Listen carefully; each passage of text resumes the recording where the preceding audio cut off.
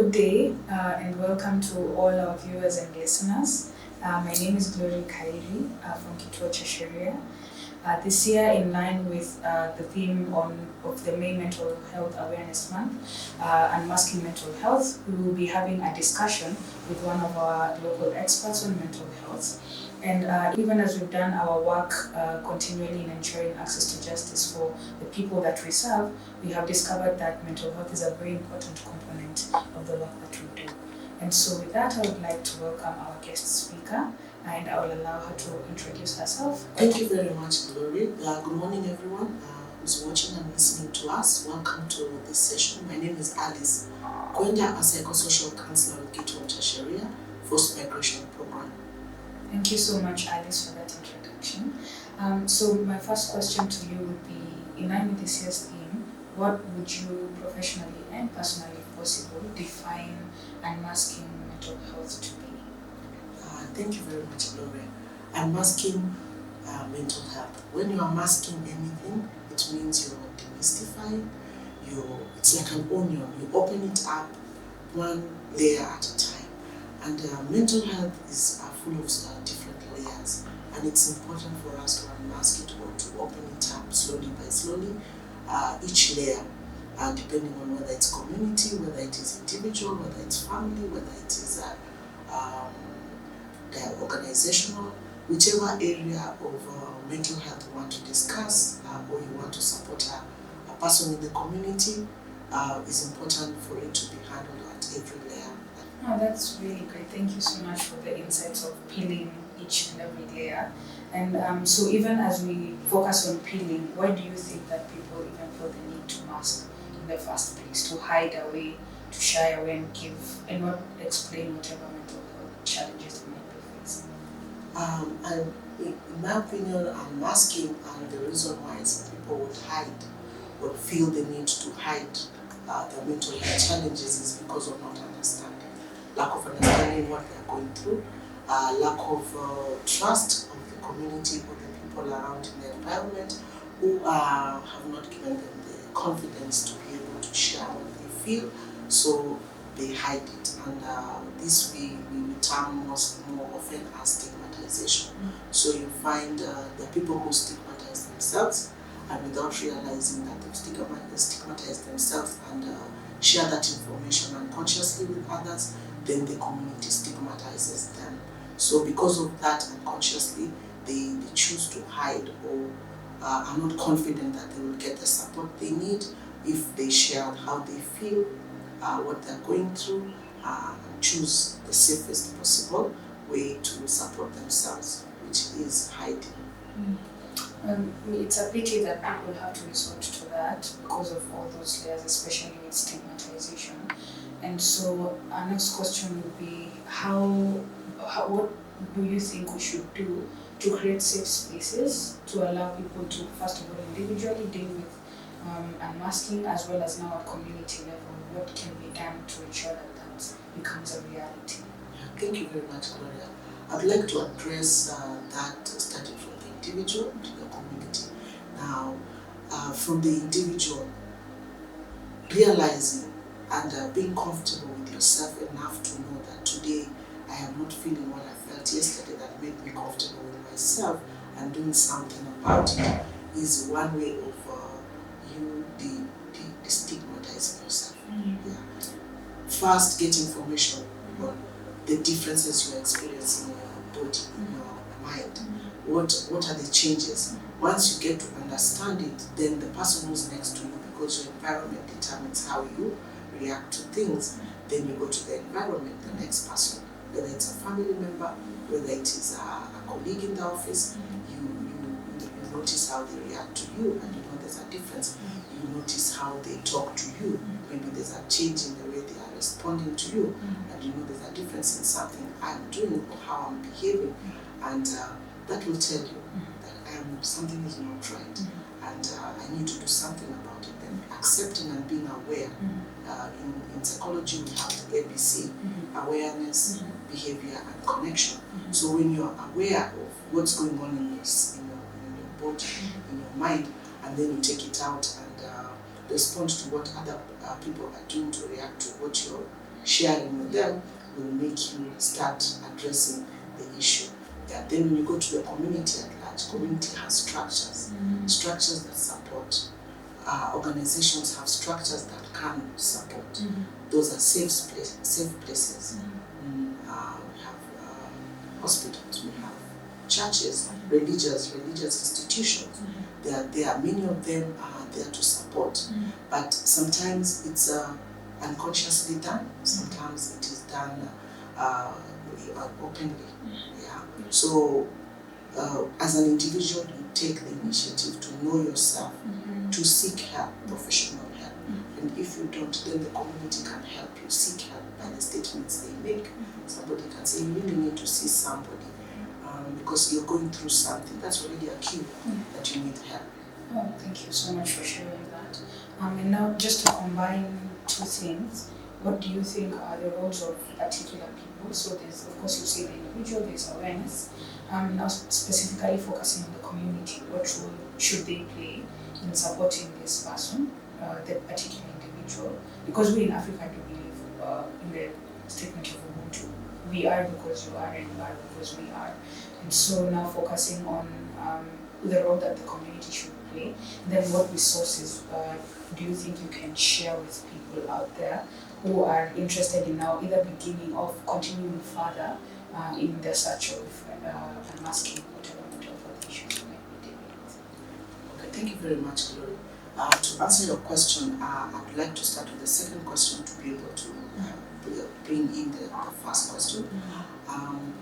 In the community, we have resources, and in these resources, I will mention religious institutions as one. You'll find religious institutions have counseling services, and some are free, some ask for some little amount of money to pay, but they're ready, they are available. Now, apart from the religious institutions, we have hospitals. The government of Kenya has made sure that all hospitals, Ministry of Health has ensured that hospitals have counseling services. So you can access counseling support or mental health support in the hospitals. If you just go and you ask and say that you're struggling with ABCD, not understanding what's going on in your system, or you've been helped in many ways for the same symptoms and you're not getting support, be clear about what is taking you to hospital so that you don't start processing from the beginning again, all over again, and don't jump from one hospital to another. Go to one, seek and say you need some counseling support if you understand. If you don't understand, ask the doctor what could be wrong and what further help you can get, and they will guide you very well. Apart from hospitals, we have in schools, we have counselors. It's a requirement in schools, and therefore students or pupils have access to counseling support and different ways of managing mental health that is not the standard. Let's read about it and let's follow what clinical procedures have been, guidelines have been given. There are counseling activities people can do, activities that are supporting mental health. Apart from those, we have professional accreditation centers that can guide people to seek help from professional counselors, not just anyone who calls themselves a counselor. Yeah, so they can tell you who's accredited, direct you to places where you can get counselors to support you. Apart from that, in the community, there are activities people can do that people can gain a lot of mental health wellness. Being mindful of yourself. Mindfulness is a very important skill that people need to develop so that they start doing self-care, observing self-care. Yeah. Apart from that, just to maybe wrap up on that, is plays, dramas, theaters. When you use theater and drama, you reach people who are not able to, who are not very literate, even literate who enjoy, have fun with theater, get a lot of information from that. And children may not directly or easily connect to information that is put in words, a lot of words and all. But when you put it in theater, drama, they pick up on it and learn. So they grow knowing that this is an important area of life that we have to address.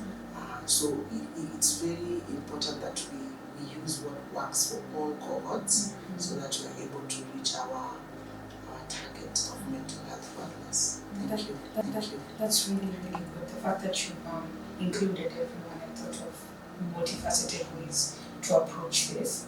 And now on to our next question. Considering we work with the poor and the marginalized, they are often quite excluded and the system don't usually think of them whenever they're accumulating these resources. So what changes would you recommend as a professional counsellor and a psychosocial support person to actually be able to cater to as many people as possible? Okay, thank you very much, Glory. I would suggest that implementation is done and measured. We have mental health month. Me is a mental health month. Who's measuring it?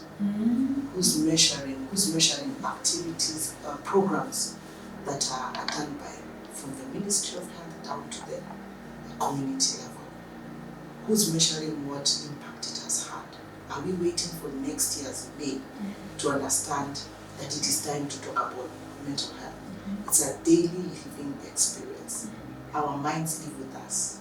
Therefore, it is not a month thing. It is a daily living thing that we do every single day. Apart from that, putting it in curriculum. Mental health in curriculums, schools. We learn ABC, 1, 2, 3. We learn mental health. What does it mean? We have ABC in mental health, as I told you. Yes. Yeah. So awareness, behavior, and connection, so that people are comfortable. You don't have to stigmatize yourself. You don't have to wait for the community to stigmatize you, because they know from early childhood. 1 plus 1 is 2. And having issues and not knowing how to deal with them, you can find help from somebody else. Yeah, a professional, next door neighbor, somebody. Yeah. Then parenting skills. Parenting, it's like a profession. It is calling, that's just my opinion. It's a calling and a profession at the same time. So if you call upon parents to actually learn, get information, hear from others, you can have a support group for parents, and making sure they understand their children and know that the differences in the children, your children amongst themselves and other children, is a plus for their growth, and knowing how to support them and help them, and instead of just spending time telling them, don't mix with this, don't do this, don't. What can they do to make a change? That's really insightful. Thank you so much for taking it beyond the awareness campaigns and having it ingrained in our daily lives. And I think that's an important discussion to have, and for a lot of people to actually reflect upon. And I think I agree with you in terms of what you say, that the more the message is actually hammered in. We often joke about the littering campaigns that were done when we were in school. And today you actually see someone, they literally walk around with litter and look for a litter box and then throw it there. And it goes to show how important it is in bringing this with kids, into kids and even the community at large, to ensure that all of this is done well and becomes a normal conversation for a lot of people to have. And I think it's the beginning. And I also love the fact that you have said that it should go beyond just this month of commemoration. It should become a daily thing, because our mental health just doesn't come to fall or change during this month. It's something that we deal with every single day. And that's quite an important aspect for people to remember and to have at the back of their minds, even as they navigate work, even as they live in their communities and engage in whatever it is that they choose to engage in. And I don't know if you have any last thoughts to share with our audience. My last thoughts are mindfulness. Yes, mindfulness. It is so important because our minds, our brains guide us in everything we do. Whatever information we feed our minds is what it feeds back to us. So mindfulness with the ABC, being aware of yourself, aware of your environment, aware of how your 5 senses, how they share information with you. Because that's what they're sharing, the senses are sharing with the brain. Awareness, balance. Being balanced helps you with your behavior. That is big. Ensuring that you can tell the difference between yesterday and today, between 1 minute ago and now, in your behavior. Your behavior is a response to how you're feeling inside, how you're feeling now. So you cannot behave contrary to your feelings unless you have made an effort to do it. Meaning now your well, your mental health is well. Yeah, that meaning you can guide whatever is going on inside. You're able to. So if you're not able, then go to the awareness and do something about it. Doing something about it is see connection. Connect to the professional, connect to the friend, connect to the colleague, connect to yourself, with the environment, connect with something, because we are as well. We are social animals. We say social animals. So you must connect with something. Connect with things that are positive. Don't connect with things that are negative.